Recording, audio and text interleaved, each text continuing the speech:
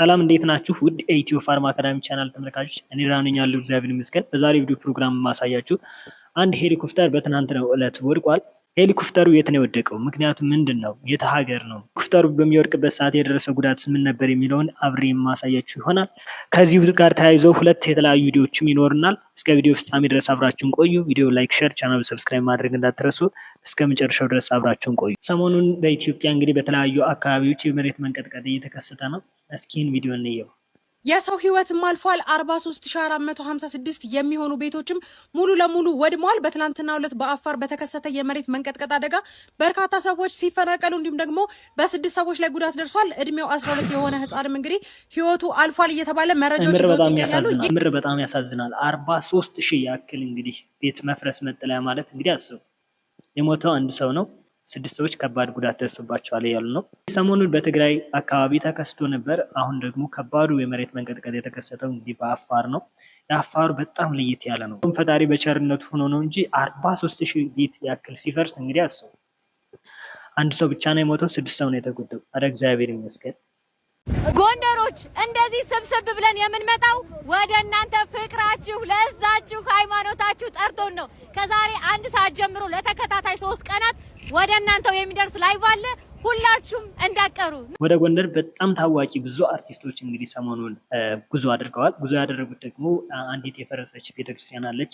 እሷን ለማሰራት ገቢ ለማሰባሰብ ነው የሄዱት።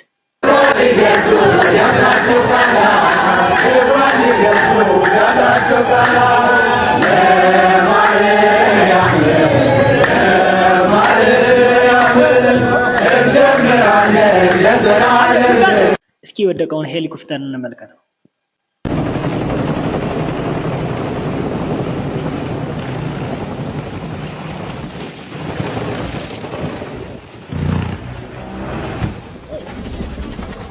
በስመ አብ!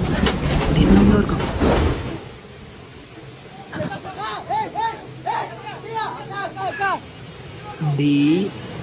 ይህ ሄሊኮፕተር እንግዲህ በትናንትናው ዕለት በአሜሪካ ነው የወደቀው። የወደቀው ደግሞ መዝናኛ ቦታ አካባቢ ነው እንዳለ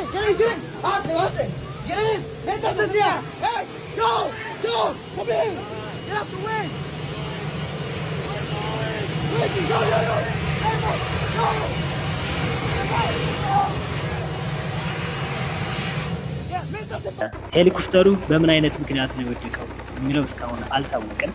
ሄሊኮፕተሩ አውት ኦፍ ዘ ኮንትሮል ከቁጥጥር ውጭ ሲሆን እንግዲህ አይታችሁታል። ከራሱ የወደቀ ነገር አለ ቀድሞ።